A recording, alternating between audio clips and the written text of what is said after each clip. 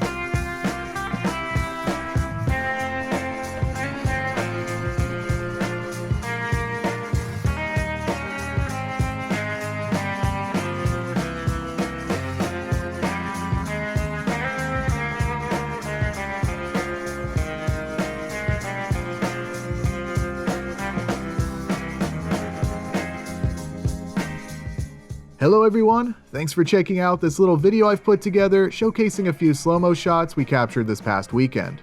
You may recall a build video I posted a little while back featuring this '83 Camaro. At the end of that build, we were able to capture some pretty nice shots of the car accelerating on a dirt road, which was actually a wooden board painted brown with a mixture of sand and flour sprinkled on top to make the surface slick and help give the appearance of a dirt road. It turned out looking pretty good. As you can see, we did some more launches with this car and a couple of others just for fun. Of course, we sell these chassis kits on our website and also offer some STL files on our Patreon, so obviously we have to test out these products, right? This certainly isn't just us goofing around in the backyard, this is some serious research happening here.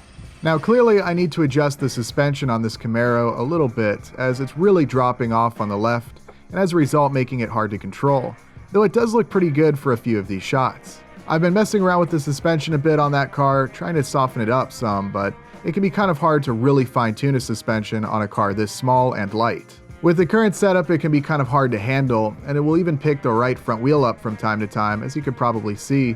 Of course, it's still a lot of fun to drive though.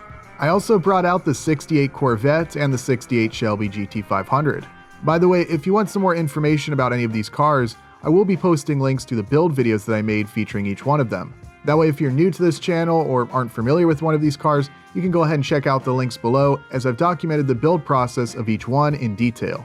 That GT500 was a lot of fun to drive. With the FCO1 front suspension, it works really well, but that rear suspension is a little too stiff to look good on camera.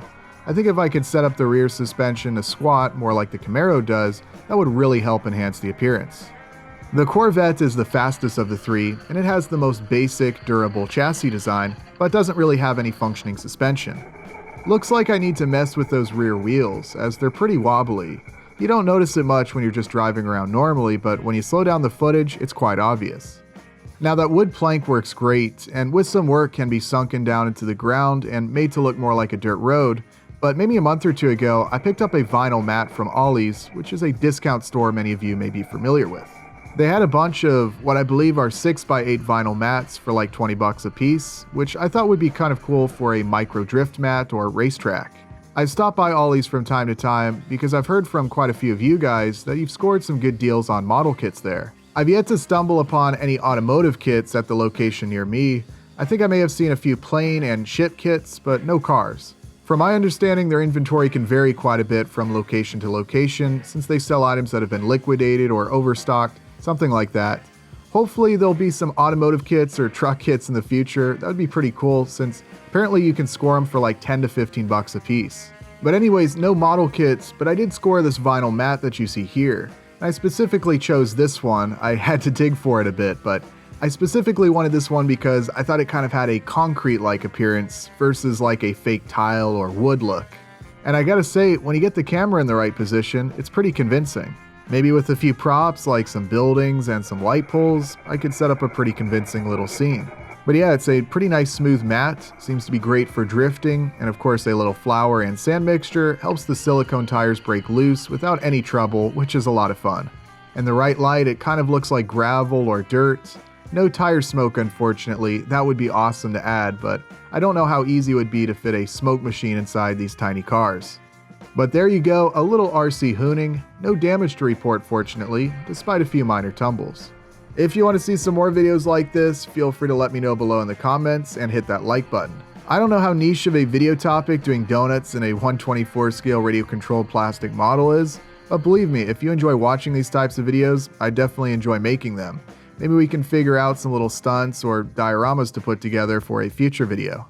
But as always, I hope you all enjoyed today's video. Thank you all very much for watching, and I'll see you next time.